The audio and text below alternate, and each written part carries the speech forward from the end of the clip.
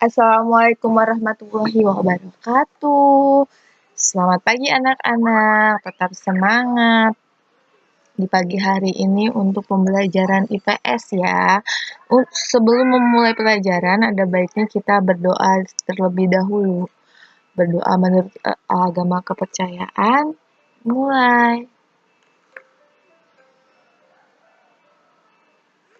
Selesai. Oke, hari ini kita PJJ IPS untuk pertemuan yang kedua dan yang ketiga ya. Karena minggu kemarin kita sudah kepotong dengan libur Idul Adha.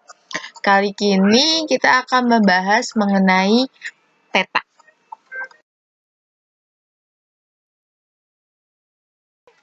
Apa sih kompetensi dasar dan tujuan pembelajaran kita hari ini?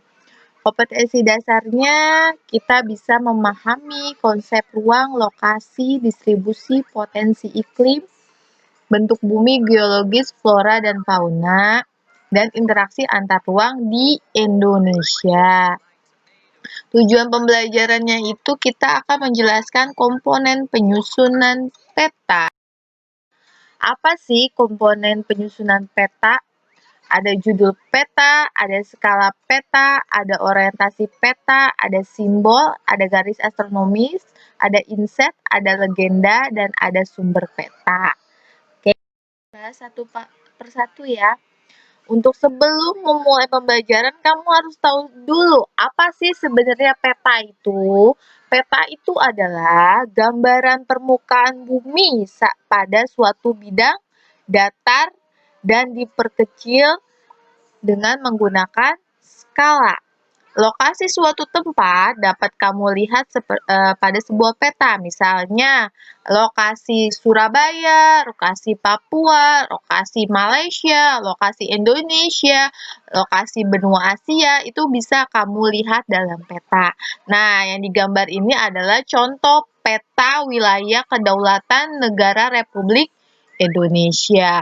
Bisa kamu lihat ada Pulau Sumatera, ada Pulau Jawa, Kalimantan, Sulawesi, dan Pulau Papua. Lanjut, apa sih komponennya? Nah, komponennya itu yang paling utama itu dalam peta adalah judul.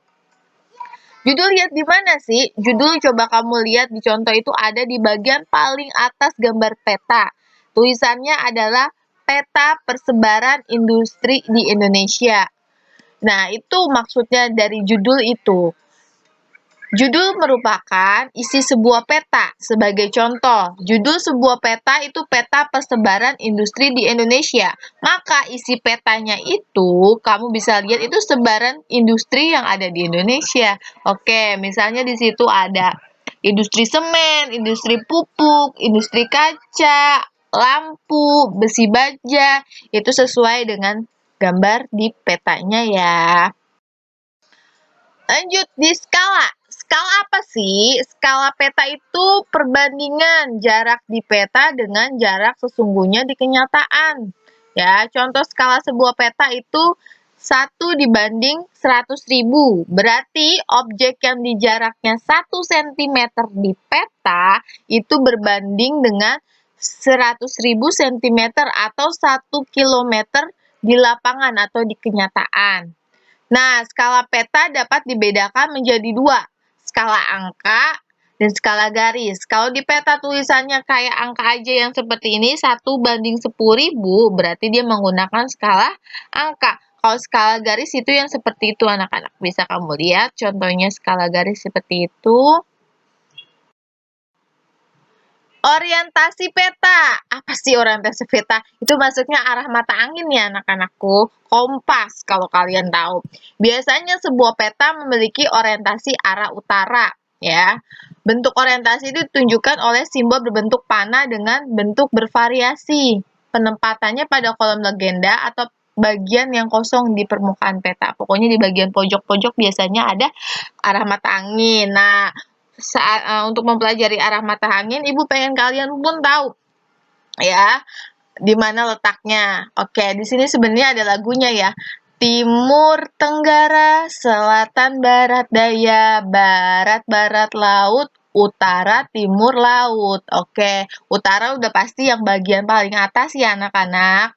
Nah, selatan itu di bagian yang bawahnya. Kalau timur itu ada di bagian kiri ya. Barat itu di bagian kanan. Nah, apa sih setelah timur itu ada tenggara. Nah, setelah selatan itu ada barat daya. Terusnya dari barat ada barat laut, utara, dan timur laut. Bisa ya? Timur, tenggara, selatan, barat, daya, barat, barat, laut, utara, timur, laut. Oke? Simbol pada peta itu tanda khusus pada peta yang mewakili objek yang dipetakan. Kalau di peta suka ada gambar-gambar atau bentuk-bentuk yang aneh, itu namanya simbol ya. Apa sih tujuan simbol itu? Ya, mempermudah pengguna peta membacanya. Simbol itu dibedakan menjadi 4. Simbol titik, simbol garis, simbol warna, simbol area. Kita bahas satu persatu ya. Simbol titik. Simbol titik dapat berupa lingkaran, bujur sangkar, segitiga.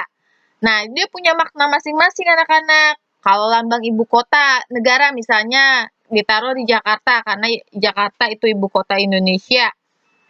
Nah, biasanya bentuknya bujur sangkar. Bujur sangkar itu maksudnya persegi ya anak-anakku.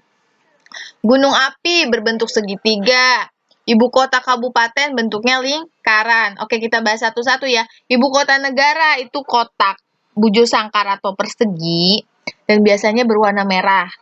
Ibu kota provinsi misalnya di sini Bali ya. Ibu kota provinsinya itu berarti di Denpasar. Bentuknya itu lingkaran. Nah, di lingkaran itu di dalamnya warna merah. Kalau hanya kabupaten, misalnya ibu kota kabupaten Jakarta Timur. Nah, dia lingkaran, tapi di dalamnya itu putih, anak-anakku.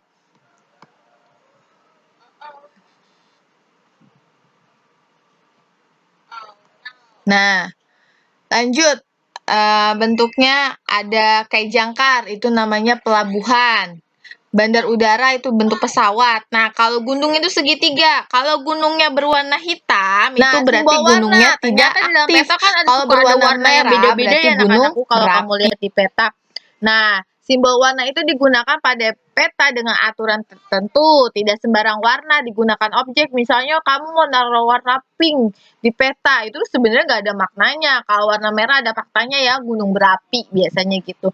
Nah, di sini itu memberikan nilai sebuah perairan atau pegunungan ya. Kadar kedalaman suatu perairan itu diukur dengan warnanya di peta. Nah, kita bahas dari segi daratan dulu ya. Semakin cerah warnanya, semakin cerah ya, itu dia datarannya semakin rendah. Nah, kalau agak udah kegelapan itu kuningnya, itu berarti dia sudah masuk dataran tinggi atau pegunungan. Paham anak-anakku? Jadi kalau kuningnya masih cerah, dia itu masih dataran rendah. Sedangkan sudah kuning yang ke arah ke orange-orangean, itu dia sudah dataran tinggi. Lanjut ke laut. Sebaliknya, kalau lautnya cerah, sama ya. Lautnya cerah, birunya cerah, itu masih lautnya masih dangkal. Nah, kalau lautnya birunya pekat, dia lautnya dalam. Simbol garis. Kalau simbol garis biasanya digunakan untuk jalan ya. Nah, kalau yang seperti ranting itu sungai. Nah, jalan raya tuh seperti itu, dua gelombang, jalan lain desa itu lurus. Kalau tandanya plus atau tambah-tambah itu batas negara. Plus minus itu batas provinsi ya, bisa dilihat di contoh di gambar yang Ibu buat.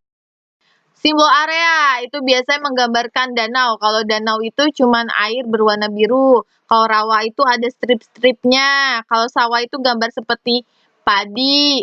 Kalau misalnya batu kapur itu adanya gambarnya seperti batu-batu ya.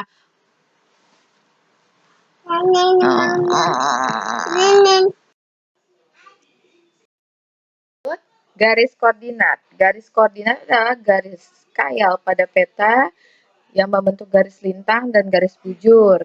Ingat, garis lintang itu yang bentuknya vertikal. Garis lintang yang garis bujur itu berbentuknya vertikal. Kalau garis lanjut ya, Ibu ulangin lagi. Kalau garis bujur itu yang vertikal dari atas ke bawah. Kalau garis lintang itu yang horizontal. Dia mendatar ya. Nah, garis tepi itu yang mana? Nah, itu yang warnanya ungu itu namanya garis tepi ya. Tahun pembuatan itu biasanya kalau di peta ada tulisan tahun 2010, 2020, 91 itu berarti tahun pembuatan petanya itu 91. Bisa kalau misalnya tulisan 2020 dibuatnya tahun 2020. Kita lanjut ya, tetap semangat. Jenis-jenis peta berdasarkan jenisnya ada dua. Ada peta umum, misalnya peta Indonesia, peta benua Asia, benua Afrika. Kalau peta khusus misalnya peta persebaran ikan, peta pertambangan, peta flora fauna, itu peta khusus. Kalau untuk berdasarkan ukuran skala, peta dibagi menjadi 3, skala besar, skala sedang, dan skala kecil. Oke, apa sih tugas of the day-nya? Kamu rangkum materi ini di buku catatan. Terusnya, gambar peta Indonesia lengkap dengan garis tepinya, dengan warnanya, ya. Warnanya nggak sesuai sama yang digambar ini juga nggak masalah. Yang penting peta kamu itu berwarna dan ada garis tepi, garis bujur dan garis lintangnya ya, paham? Seperti di contoh, tapi tidak harus warnanya sama, oke? Terusnya nanti tugasnya kamu foto bersama kamu memakai seragam.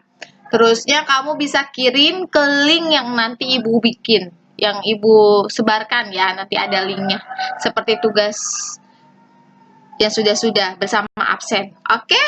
Makasih anak-anakku.